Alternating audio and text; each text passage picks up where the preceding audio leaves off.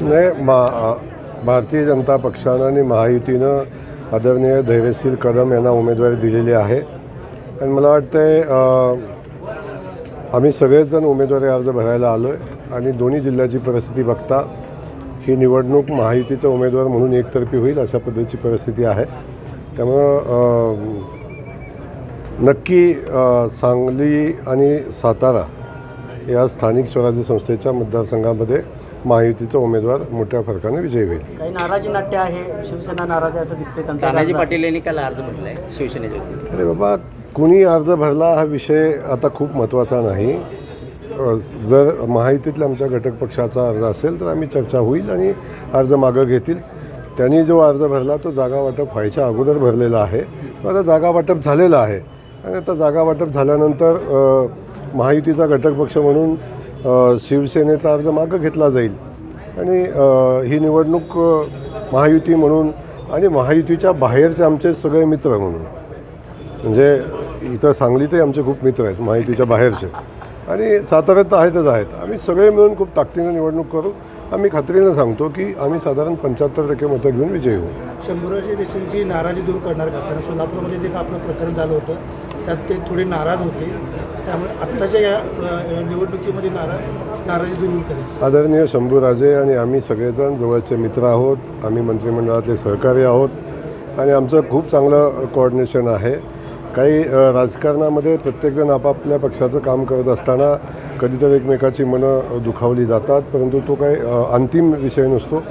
पक्षवाढी करत असताना या गोष्टी घडत असतात, परंतु आम्ही महायुती म्हणून एकत्र काम करतो आहे। आदरणीय शंभूराजे ठामपणे महायुतीच्या उमेदवाराच्या पाठीशी उभं राहतील आणि या सगळ्या प्रक्रियेमध्ये सहभागी पण होतील। महाविकास आघाडीच्या वतीनं बाळासाहेब पाटील यांनी सुद्धा अर्ज दाखल केलेला आहे, कितपत आव्हान वाटतं राष्ट्रवादीचं? नाही, आता शेवटी लोकशाही आहे, अर्ज भरायचा अधिकार सगळ्यांना आहे, आव्हान कुणाला कमी समजायचं काही कारण नाही। पण मी तुम्हाला अगोदर सांगितलं की 75% मतं घेऊन आम्ही महायुतीचा उमेदवार आमचा विजयी होईल।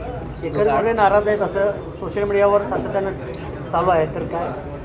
शेखर गोरे माझे बंधू आहेत, त्यांनी उमेदवारी मागितलेली होती आणि त्यांचा उमेदवार त्यांना मिळावी अशी त्यांची भावनाही होती आणि भावना असणं साहजिक आहे। त्यामुळं माझी त्यांच्याशी चर्चा असते। मला नाही वाटत की शेवटी उमेदवारी नाही मिळाली तर थोडीशी नाराजी असणं साहजिक आहे, परंतु आम्ही सगळेजण एकत्र काम करू आणि महायुतीचा उमेदवार निवडून आणू। नक्की त्यांनाही योग्य ठिकाणी संधी पक्ष देईल आणि त्यांच्याही पाठीशी पक्ष उभा राहील। लाखोच्या संख्येनं लाडक्या बहिणींची संख्या कमी होणार आहे, म्हणजे केवायसीचा आता बिलकुल तुम्ही सांगता, बिलकुल पात्र लाडक्या बहिणींची कुठलीही संख्या कमी होणार नाही, त्यांना लाभ मिळेल। काही आमच्या लाडक्या बहिणी आहेत की ज्या नोकरीमध्ये आहेत, अन्य योजनेचा लाभ ज्या भगिनींना मिळत होता अशाची नावं कमी झालेली आहेत। आता 40-50 हजार रुपये पगार घेणाऱ्या महिलेला भगिनीला या योजनेचा लाभ घेणं मला वाटतं तितकंसं उचित असं वाटत नाही। त्यामुळं तेवढ्याच आमच्या बहिणी कमी झालेल्या आहेत। बाकी जो पात्र बहिणी आहेत त्यांचा कुठंही नाव कमी झालेलं नाही, त्यांना मिळणारा लाभ बंद झालेला नाही, 100% त्यांचा लाभ त्यांना मिळेल। पण त्याला जोडून जयंत पाटलांनी गरज सुरू वैद्यमरू अशी उपमा दिली। आता त्यांनी आजपर्यंत जनतेचा वापर अशा पद्धतीनं केला म्हणून जनतेनं आता व्यवस्था केलेली आहे, अधिकचं बोलणं उचित नाही, परंतु जे कृतीतून त्यांनी केलं होतं जनतेबाबतीत, तेव्हा जनतेनं निर्णय घेतलेला आहे। आता त्याचं फळ आता ते आपण सगळेजण बघतो आहे। अधिकचं न बोलता मी एवढं सांगेन की भारतीय जनता पक्ष महायुतीचं सरकार हे लाडक्या बहिणींच्या सोबत आहे, शेतकऱ्यांसोबत आहे, युवकांच्या सोबत आहे, उद्योजकांच्या सोबत आहे आणि या राज्याला प्रगत राज्य म्हणून पुढे नेण्याचा निर्णय माननीय मुख्यमंत्री महोदयांनी घेतलेला आहे। आम्ही सगळे मिळून ताकदीनं खानापूर तालुक्यातील एकमेव सर्वसमावेशक हक्काचं न्यूज चॅनल विटा लाईव्ह न्यूज चॅनल।